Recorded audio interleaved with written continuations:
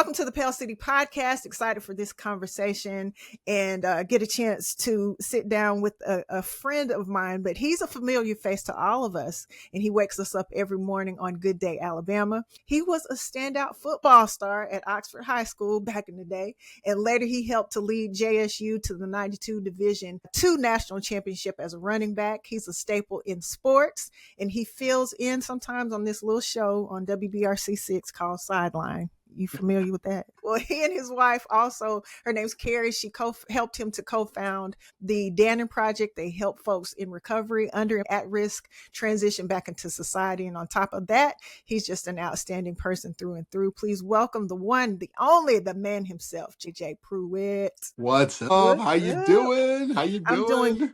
I'm doing excellent, and I'm just honored to talk to you today. And I appreciate you taking the time out to join the podcast, because the good folks in Pell City and surrounding areas, and you are right up there with the best of the best. So thank you so much. Well, I think you're talking about yourself, but the honor is mine. I got to ask you a question. So Jeh, your name is spelled differently, and it's very unique. Never seen it before. I got to know the story behind that. Where did it come from? Well, I'm glad you asked that question, because I get asked this question a lot, Phaith. And it basically started from a childhood. My real name is Jermelle, Jermelle.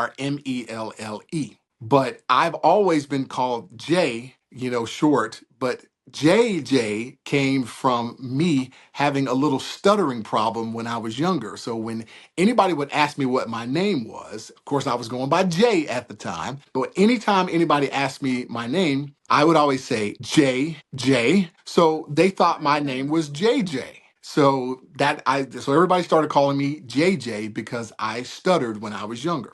Now, the spelling is a little bit different, because when I was around the ninth grade, I asked a friend of mine, I said, hey, can you help me spell JJ a little bit differently? Because I used to spell it J period, J period. And I said, I just want to spell it a little bit differently, just be a little different. And so she wrote down a number of different ways how to spell JJ. She wrote JAE, JAI, JAH. But what stood out to me the most was JEH. And so I just said, I'm going to pick this one. And I started spelling my name JJ, JEH, JEH ever since then. So since the ninth grade, I've been spelling it JEH, JEH. Okay. So did you graduate? Was your high school diploma JJ or Jermelle? It was Jermelle. Yeah. Okay. And I got to tell you, Phaith, my mom, till the day she passed away, she never called me JJ. She always called me Jermelle.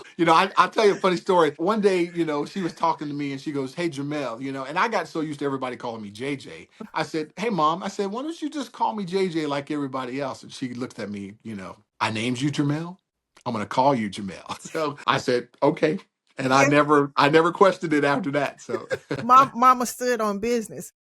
Yes, she definitely stood on business, but she was the sweetest lady in the world. And anybody, if you ask anybody, she was, but she didn't play, and I didn't play with her. Yeah.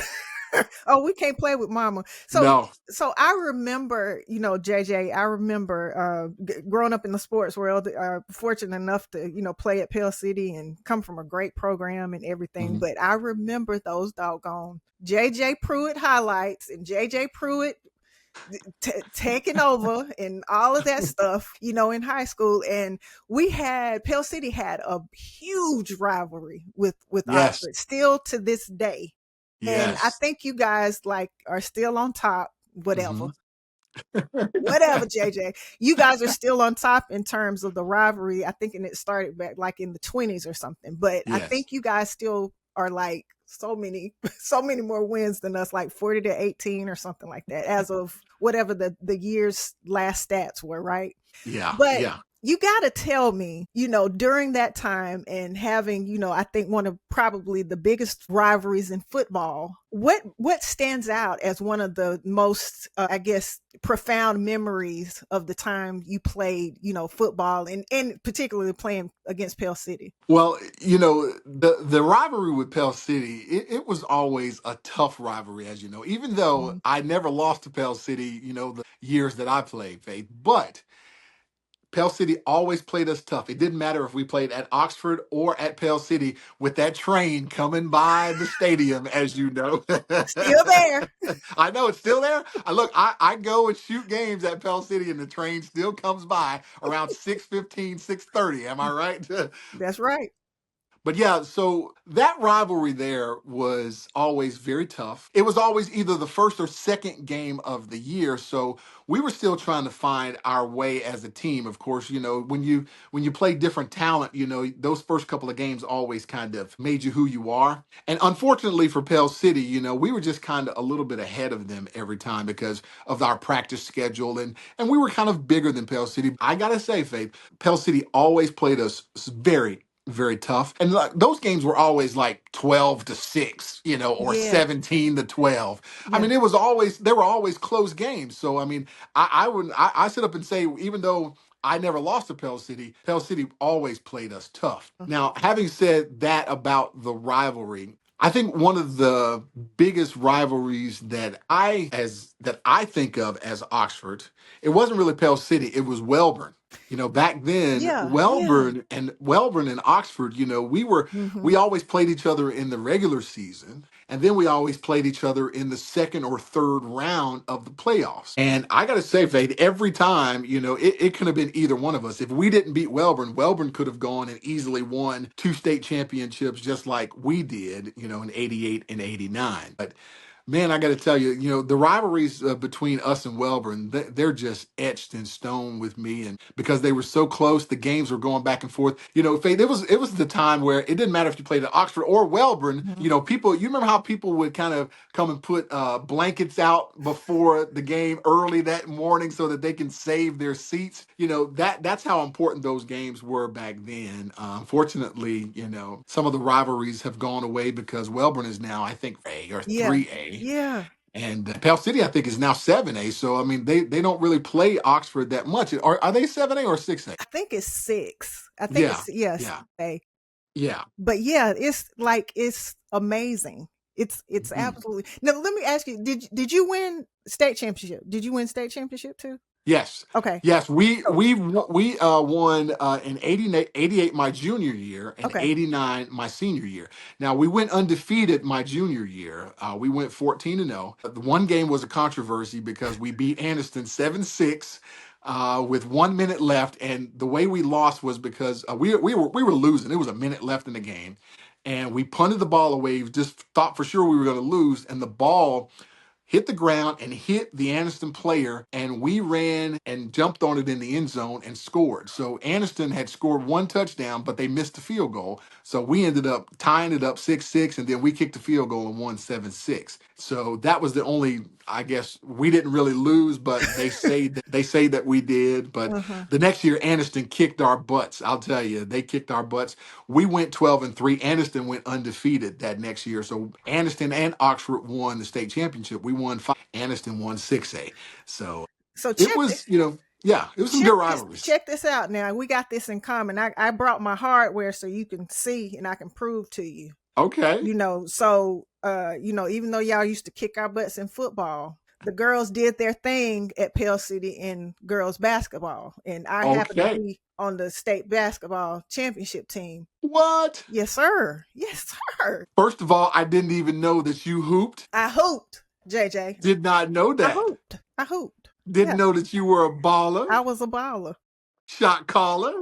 So we won two. So we won, the girls won in 88 and 88 89 season, and then the 90, or maybe it was 87 88, and then 90 Mhm. 91 season. Ooh, I'm telling my age. But Wow. yeah, I was on the second girls basketball state championship. And let me Wow. tell you, we made up definitely for the boys not, Mhm. doing their thing against Oxford, because we used to Yeah. tear Oxford's girls basketball team up. Just Yeah, we didn't. We didn't have a good basketball team, good women's, good girls basketball team. But I am so proud of you. First of all, I didn't know Pell City was rocking like that in basketball Yeah. during that time. Yeah, little known fact about Phaith. But yeah, I used to hoop, and I ended up playing in college too. So similar to you, went on to be a college athlete, and it Yeah, definitely changed my life. Helped me to go into broadcasting. So in short, I kind of followed in your footsteps, and yeah. did the whole broadcasting thing. But I am really just amazed that you ended up going to Jacksonville State and Mhm. winning another championship. That's just wild, man. Yeah, That's wild. But so you guys won Division 2 '92 at JSU. mhm. You were running back. Yeah. What lessons, JJ, can you like remember that were just integral in your life going from high school to college and just excelling like you did? Well, I was very blessed to have a very good coach, Robert Herring. But Robert Herring, head coaches always get the credit, as you know, but it's those assistant coaches that you really are have a one-on-one with. And we had Coach Tim Britt. He just turned 80 years old, Oh and Coach wow. Britt was our offensive coordinator, and Coach Britt, he was a guy. He had Coke bottle glasses, and he was bald, and he always wore a hat. But Coach Britt would get so mad, and he would line an offensive lineman up, and he would literally butt heads with the lineman, and he had no pads on. And he would hit, and his glasses would fly off, and he'd have a cut on his head, and he's just like, "Now run it again," and he'd just be bleeding down his face. Would never No. wipe it. So the lessons I learned were seeing a man like that go absolutely bonkers, but still love you at the end and really hug you and tell you, hey, I had to do that because I want you to do it right, and still love on you and everything else. And then after the high school coaches, I went to college at Jack State and had one of the all-time great coaches in Bill Burgess. Now, let me tell you a little bit something Mm. about Bill Burgess, Faith. Bill Burgess played at Auburn University. He was probably one of the toughest son of a guns you will ever imagine. Y'all didn't say that on This the football field. You said Oh something else. no, no. Yeah, we said something else. But Bill Burgess, he was the kind of guy, he was just like, well, I think I'm gonna go out and pick out a fight today. And he would just go, this was when he was in college. So he had a rod in his hand. Because and his rod, he couldn't bend his pinky finger. So every time he wrote his pinky finger always stayed like that because he had a rod in his finger because of him fighting and going through all of the football. But Coach Burgess, the reason why all of his players loved him was because he didn't care if you were the star athlete, the star running back, the star defensive back, the star quarterback. He treated everybody the same. He didn't have favorites. I'll tell you one story. One time we had our star running back was late to an away game. And we were supposed to be on the bus at 8 o'clock. It's 8:15 and he's still not there. He overslept. So Coach Burgess said, all right, well, let's go. And he just drove off and he told the state trooper, he said, hey, stay back. And he's got to ride in the back seat of the police car. So our star running back rode all the way. I think it was like a 5 hour drive. He rode all the way in the back seat of a police car as punishment. And he didn't get to play the first half. And this was our star running back. I mean, this guy scored multiple touchdowns every game. But that's what we loved about Coach Burgess. I say all that to say this, that when you see guys like that, you see people, it didn't matter what condition you were in or what city you came from. We had a lot of guys from Atlanta, a lot of poor guys, a lot of rich Hmm. guys. It didn't matter where we came from. Coach Burgess treated us all differently. And when you see a guy do that, you have to learn from that. And I think that was one of the biggest lessons. The two biggest lessons was treat everybody the same, no Hmm. matter where they come from. And number two is you can do more than you think you can, because our coach proved that. He always used to say, just when you think you can't go another step, go another step. And when he would put that in our minds all the time. And so we were just like, well, shoot, when I'm tired, coach says I can go another step. So I've used that in life, Faith. I've used that in life to this day. I mean, on Fridays during football season, we work 18-hour days. Yeah. And there's sometimes you feel like a zombie. But guess what? Guess what pops up in my head every time? Just when you think you can't go another step, go another step. So those were the two biggest lessons I learned in high school and college coming from some great men. Now let's talk about like winning, right? Yeah. So, you've won at every level, Yeah. overcoming, your stuttering to becoming a star, your name being in lights and people remembering it. And you have a legacy. You know what I mean? You started and you have a legacy, but you've won at the high school level, at the college level, you're winning every day. Folks are Mhm. seeing you every day. What do you think the correlation is between winning and being successful, like in life, professional in the professional ranks? Well, Faith, a lot of people put, emphasis on career and winning in life and everything. But let me tell you what I do. I had one of the greatest moms ever. And my mom would always say, "Hey, be like a parachute. When it's open, you learn. It's like, it's a safety net." And she says, "Be like a parachute." And it's amazing to me how people put emphasis on work and careers, but I put emphasis on family. I tell people this all the time. If I died tomorrow, yeah, I would be on the news, but guess what? My job would be posted that same day. But what will not happen, what is my memory to my daughter and to my wife. And so I think a lot of people need to put emphasis on their families. I know there's a lot of people out there, you're mad at your brother, you're mad at your sister, you're mad at your uncle, you're mad at your mom and dad.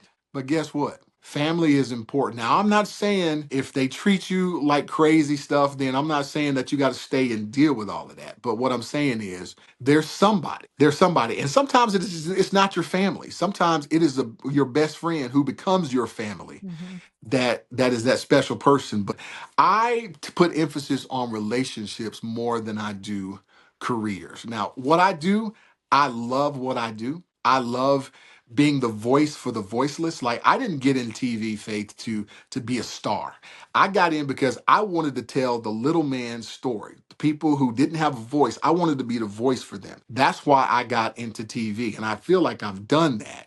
I love telling people's stories. But I don't put any emphasis on anything other than my family and how I can make their lives better, and also not just their lives, but I tell my daughter every day, and you can ask my daughter this. I've told her from since she was 10 years old. I said, "Jamie, every day you wake up, you need to see how you can help somebody." I said, "If you do that," I said, "I guarantee you, you'll have a great life." And my daughter, fortunately, has taken that advice, and she's so sweet and kind. And as you know, my wife Mm-hmm. goes in and grinds every day at the Dannon Project, and she's a mother to thousands. Yeah.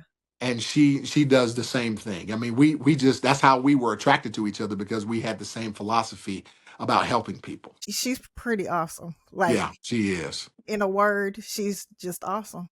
Yeah, I outkicked my coverage, as they say. I would say that. Yeah, she is. We're gonna talk about her and give her flowers as well. But you talked about storytelling, and all of the thousands, hundreds of thousands, I'm sure at this point, of interviews and people that you've met on your journey being a journalist in sports and all of that stuff. What story or what person stands out as, like, I guess, the most inspiring one for you, and one that you like really remember, that shaped, I guess, and helps you to continue to do what you do every day? Yeah, there's so many, Faith, that I couldn't even begin to stop and say this is the one that sticks out the most. Yeah. But I'll put it in perspective like this. Anytime I talk to a Vietnam veteran, or a Mm. World War II veteran, or a man in the street who is just given scholarships to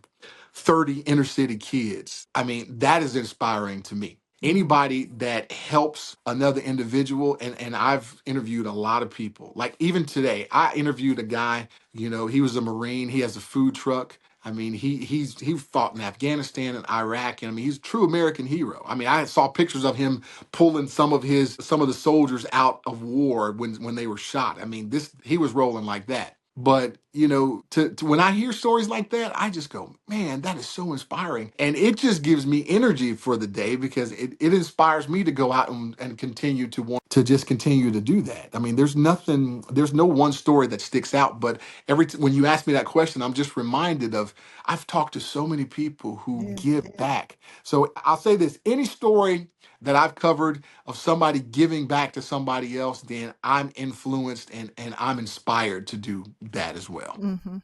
Well, we appreciate it so much because I can tell you, I don't know how. I've worked overnights, right, in Hmm. radio before, and that's grueling. Yeah. That's grueling. But you've done this for years, JJ. Hmm. Getting up at 3, 2, 1, Yeah. whatever, and spending those days. Yeah, like it's normal. Like it's just like it's normal. But we appreciate what you do and look forward to what you do every single morning. So thank you for that. Yeah. But let Yeah. me shift a little bit because we're at a different time with sports now. Like you got NIL and stuff now, and kids having so many more opportunities, which is great. Yeah. I'm not diminishing it. It's absolutely wonderful, Yeah. the opportunities that they have. But JJ, could you have imagined us having NIL opportunities? All the time. Man, All the time. what? Faith, you would have got the bag. Look, You would have got the bag. look, I say right like now, and I'm, not tooting a horn or nothing like that, but that would have been the objective. You know what I mean? Like, Yes. Yes. let's try this and be serious about it Yeah. and just see how far we can go, with being an athlete Yeah. and, setting things up for life Yeah. later. And who knows what I would have been doing, if Mhm. I would have chosen the path that I did. But Yeah. it's been a great ride. But my Yeah. gosh. Well, what I was going to say is, with all of these opportunities and stuff that athletes have, how do you think the landscape of like high school sports are changing? And what do you think it's going to do for communities? And then on top of that, Mhm. how do you think communities can help support these athletes more in Yeah. terms of economic impact and businesses Mhm. and things like that you've seen, from Yeah. doing the work you do? Well, as you know, NIL has opened up Pandora's box as far as, athletes getting paid and everything. But one of the things I think it can help the community is, and again, athletes have got to be selfless, not Mm, selfish. They got to be selfless when it comes to this. And here's my take on it. If you want to get the NIL money, get as much as you can. I have no problem with that. But a lot of people are upset because they're saying one guy's getting $5 million and another guy's getting $50,000. Well, as you know, in life, the CEO gets a lot of money, and the star salesman gets a lot of money because he's closing the deals. It's the same as NIL. Now, here's where they can help the community. If you're in college and you've got that 2, 3, 4, $5 million deal, don't be selfish with it. And a lot of the guys aren't. A lot of the guys help their teammates out in college, but this is an opportunity for them to give back to their high school as well. mm, Maybe buy some cleats, maybe for all of the athletes, for all of the high school athletes. Maybe buy some new equipment, some new jerseys for their high school team. That is being selfless. Now, and again, I know, but you got a lot of people who are just like going, okay, hey, I'm trying to support my own family. And so that's where, the selfish comes in. But again, you got to take care of home first. But that's some of the ways I think they can help go back and help the high schoolers. Now, the high schoolers, they got to understand that you may not be able to have that kind of money always. Now, I think they're mm, trying to make laws now already. So don't be sitting up saying, "Oh well, I'm going to get paid. I'm going to get the bag when I go to college," because that may not be there by the time they get there. mhm, So what they can do is they can whatever they get, because they will always get money at this point. I don't. The rules may change to where everybody gets the same blanket amount across the board. But again, Pandora's box is open. I don't know if they can go back to the normal ways. But one of the ways that you can help, I think, is just by being a good person, because all the time, Faith, I hear this. I hear guys who are sending guys to the NFL, to Major League Baseball. They say, First and foremost, we want to see your character. Mm-hmm. You got to work on your character. It doesn't matter how much money you have, you got to work on your character. You got to be a good person. Second of all, if you do have extra and your family can live comfortably and you can give to the next generation, you can do that. Those are some ways I think that you can do to still be able to have the bag, but also to help the next generation or to help the next athletes coming up from your hometown who went through the same situation as you. As you Mm-hmm. know, Faith, we didn't all, none of us, hardly any of us came from money. So that's when I talked about when you and I talked about wish we had NIL deals, you know. That I think that's some of the ways that we can help the next generation by just helping out those guys and showing them if those guys see, hey, look, this guy got paid, but he had thought of enough of us to bring a little bit of that money back down to the high school. Those guys, maybe when they get up there, and if everything is still going the same, maybe they can still reciprocate and keep doing that. I'm Mm-hmm. hoping that that's what some of the guys will do with some of these large NIL money, you know. But take care of your family first, but also Mm-hmm. take care of the next generation as well. And you know, to your point, I live by the philosophy of planting seeds, you know, that Yeah. whole giving Mhm. philosophy. I mean, really, if you really think about it, giving to someone else is purposeful, you know, Yes. and you can't go wrong doing that. But my Hmm. thing is, if I plant seeds and I plant the right seeds, they're going Hmm. to grow. So that Yes. means that ultimately my harvest, regardless of what it is, in whatever capacity, it's Mhm. going to be plentiful, Yes. and other people's lives for generations to come will be affected positively Yeah. because of that seed that's planted. So you know, Yeah. that's very true, you know, what you're Hmm. saying. And Yeah. you know, that's the prayer too, in terms Yeah. of, you know, when I look at it, how I think you know, kids should approach it, Yeah. because there's life after sports, Yeah. and it can And be a I'm great for life. Yeah, unfortunately, Faith, I hear stories all the time of a 12-year-old kid who's the star of the team. He can't even be coached nowadays because he's trying to work up to get an NIL deal. That is what the coaches are upset about. You know, that's what Nick Saban was upset about. He wasn't upset about players getting paid. He was upset about, I got to recruit my own players every week because if they're not happy, then they're saying, I'm out of here. Yep. Kirby Smart, Georgia, who's won 2 national championships, he said, hey, I'm not going to pay you more than the guys that are already producing. He says, you come in and prove yourself, then we'll talk about getting you more money. So I like those philosophies. I'm not Mhm. saying that we're not going to pay you, but you gotta sometimes you got to think of people other than yourself. And unfortunately, some of these athletes are growing up now. I'll give you an example. Now it's like they said, hey, we want to recruit you to come visit college. Guess what some of the high school athletes are saying now? Well, how much are you going to pay me? Yep. Instead of, hey, I want to come play college football so that I can one day play on a higher level, they're worried about the bag now. So high school football, Mhm. going back to your days, and it's something that folks look forward to, especially in the state of Alabama. Oh, yeah. It's a religion. Yes, it You know, so is. it's an exciting time, and Sideline Mhm. brings it right to your living room in Yes. small bites. It's high energy. You can catch up on the excitement and stuff each and every week. How long has Sideline been around, and what do you think has been the factor with it being around so long? Yeah. Sideline is in its 37th year. Dang. Sideline 88. That was the first year for that, man. I'll tell you. And if they had a sideline basketball Faith, you would have been on it. I'll tell you that. But it's been around for 37 years because as what you just mentioned, it is high school football is so ingrained in our DNA down here in the South because Mhm. we didn't have, you know, other than Alabama, we didn't have pro teams to where kids can grow up to say I want to go to that game. They just went to the Alabama games. Well, the way you get to the Alabama and Auburn's is through high school football. High school football was like college football, and Alabama and Auburn was like the pros, you know, Mhm. here in this state.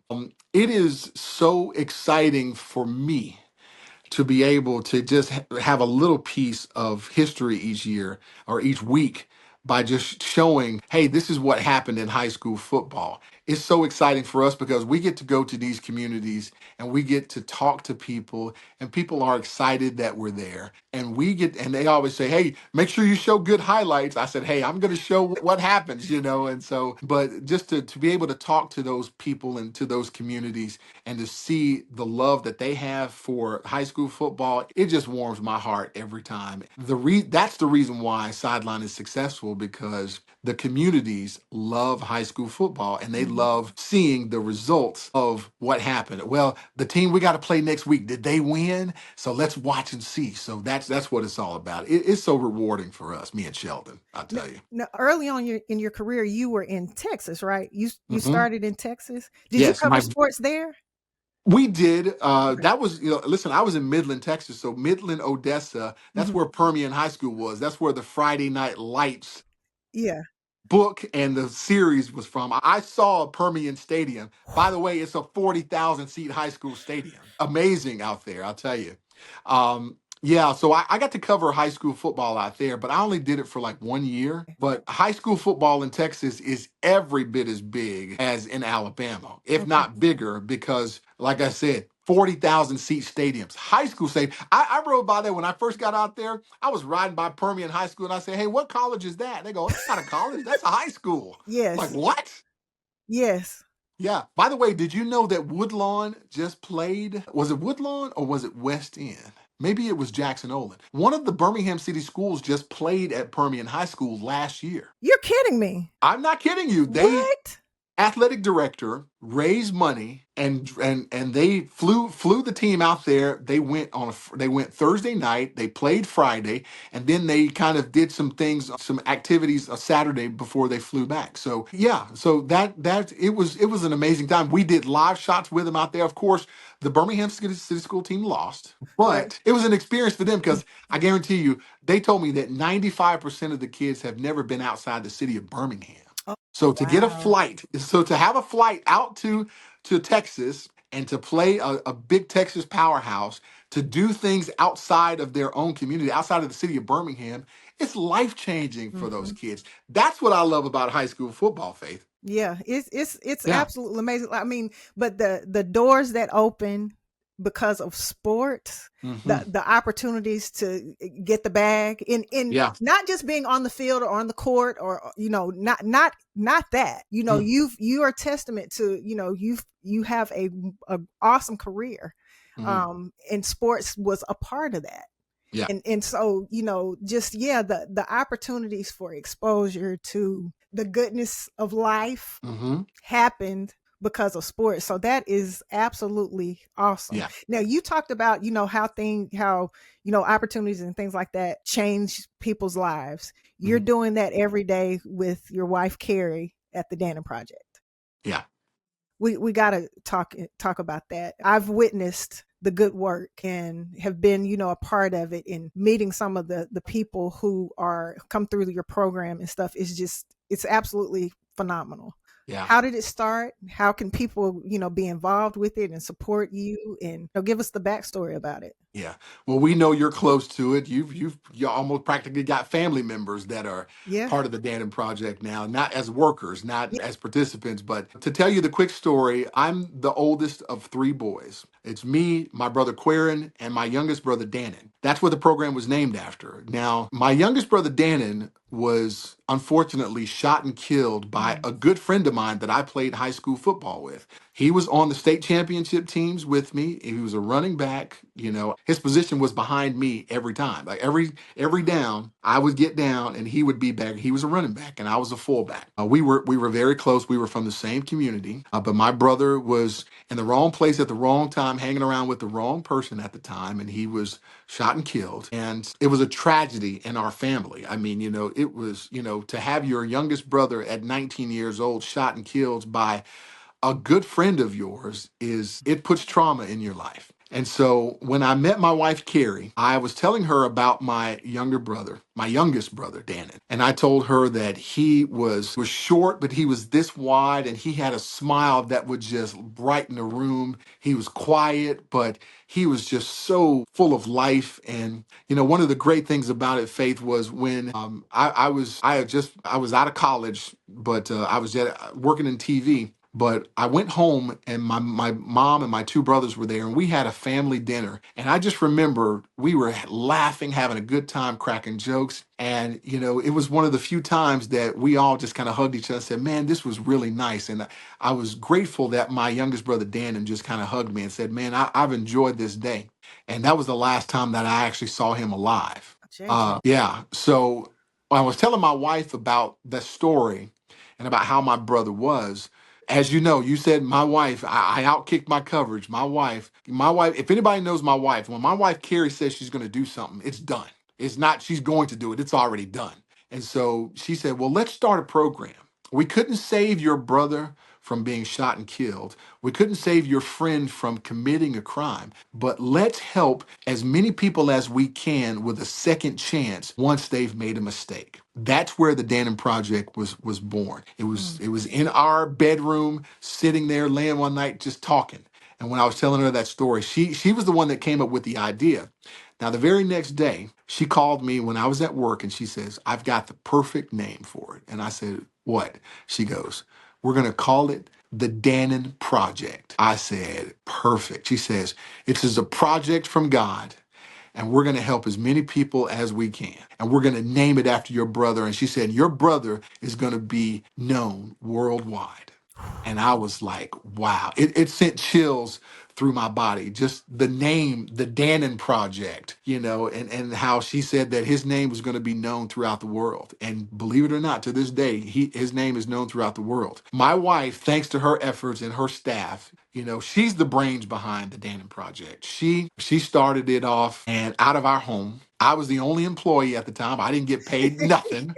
I didn't get paid a dime, but I was the one, I was going out to all of these different places and we just wanted to help people. Now, a lot of people think Phaith, oh, it just started naturally. We ask everybody if we could partner with them. And when you're a new organization, nobody cares about who you are. So we just kept fighting and my wife kept fighting and kept talking until she came up with a program that she thought was just going to be ideal. One of the few places, Ohio and California have the best back, re-entry programs from people coming out of prison. So my wife took bits and pieces of those two programs, created her own, and that's where the Dannon Project was formed. Now we are a 501c3 that helps, as you said, previously incarcerated people and young mothers and fathers. We've expanded the program Okay. since then. Yeah, we've expanded the program since then, and we just try to help people every single day, and that's what we've been doing for the last 24 years. We got 501c3 status in 2000,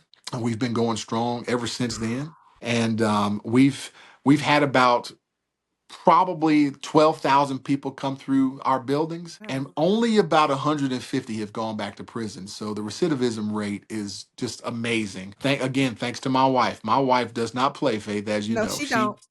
she she's she's all of 5'1", but you would when she walks in a room, you would think she's 6'6", you know what I mean? Yeah. Because everybody just, she just commands people at that point, and she just works so hard, and I could not be more proud of her and her staff and all that they do each day to help people. They call her Mama. They call her, Mama Pruitt, because she, like I said, she's a mama to thousands. And one of the great things about it is that we get to help people every single day. And what they do is we find them jobs, we find them housing, we find them anything that they need when they come out of prison. And as a young mother and father, we prevent them from doing or committing crimes so that they will go to prison and be away from their family. So Mm. the Dannon Project is near and dear to my heart, not just because it's named after my youngest brother who was killed, but because my wife had the foresight and the power to do what she's been doing to help so many, to help literally, I say tens of thousands, people Mm-hmm. go through that building, and so many people come back and just tell stories about how the Dannon Project has changed their lives. And I just hope it continues. But we have a goal, Faith. We want the Dannon Project to go away. The reason you might say, why? Because Okay. we don't want anybody to have to go to prison. Mm-hmm. We don't want anybody to need the services that we provide. We want them to be able to sustain themselves. That's why we've always had a goal of maybe the Dannon Project can go away one day. Now, that's because we don't want people to have to struggle Right. the way they're doing. That's the reason. That's why we say we want hopefully the Dannon Project can go away one. Right. Well, I can tell you it is the best place to be for sure. The people, the mission behind it, and Mhm. the facility. I mean, everything about it is just awesome. It's Yeah. just awesome. And Yeah. so, thanks to Dannon. Thanks Hmm. to Dannon. He Yeah. definitely had something else Hmm. that he was supposed to accomplish. And this was it. That was beautiful. And I've never heard you, tell that story Hmm. like that. And it gave me chills too. But Yeah. thank you for everything for what you're doing. You're Thank welcome. Carrie. And Thank you. JJ, this has been just so awesome. Thank you for joining me on the podcast. Yeah, when does Sideline kick off? Sideline kicks off the third week of August. I think it's August 22nd, if I'm not mistaken, and we are chomping at the bits. It's just around the corner, Faith. Can you I believe it? know. That's wild. Yeah. And this will be what, 30? You said 30. This is 38? 38. Yeah, year 38. I can't Okay. believe it. My And it gosh. started in 88. So that means that we can dig in the archives and see you on some of those Yes, you can. highlights. They pull it out every now and then, but I'll tell you this, Faith. Look, I want everybody to know that thank you so much for letting me be on your platform. Mm. And I just want everybody to know if there's one thing that I want y'all to know about me is I want you to know that we are in the business to help anybody. And we love high school football and high school sports. And we just want everybody to have a good time, and we want everybody to have a little bit of faith, not just your name, but we want to have a little bit of faith of doing the right thing, helping out people. And if you see somebody in need, please help them out. Not because they're your color or because they're your religion or they're your political affiliation. If somebody is in need, please help them out no matter what. That is what we are put here to do. Amen. Not just to help certain people. We're here to help all people. If you Amen. see somebody in need, help. I just wanted to leave that with Faith because I just, to me that's part of life and that's part of football. It's helping your fellow teammate or fellow brother or Mhm. sister on a basketball team or whatever it is, helping them achieve greatness. And we need to do that not only in sports, but we need to do that in life as well. I tell you the truth. You've never told me no. So that's right. Right. That is who you are. And thank you so much. Are you on social media? Yeah, it's Jeh Pruitt on Facebook and Instagram, and I'm on X, but I don't really do X that much anymore. But just look up Jeh Pruitt. I promise you it'll pop up somewhere. Well, we appreciate you, your legacy, the work that you're doing, and thank you for being my friend. And thank you to the folks of Pell City and Oxford and stuff for participating in you becoming who you are, to be able to give back. So thank you so much for Thank joining you, the Pell City podcast, JJ. thank you. Go Panthers. There we go. This episode of the Pell City Podcast is brought to you by networkwithexperts.com. Log on now and grab the Content Marketing Essentials bundle today. Thanks for watching.